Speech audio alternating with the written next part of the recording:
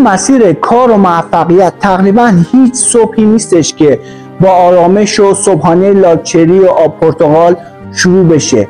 مسیر موفقیت در دنیای واقعی دقیقاً از همین بیدار شدن‌های پر از استرس و یه لقمه نون پنیر خوردن در حین پوشیدن کفش و هزار جور فکر و خیال تا رسیدن به محل کسب و کارت میگذره. اینو به خاطر داشته باشید که اگر میخواید مثل خورشید بدرخشید، اول از همه باید مثل خورشید بسوزید.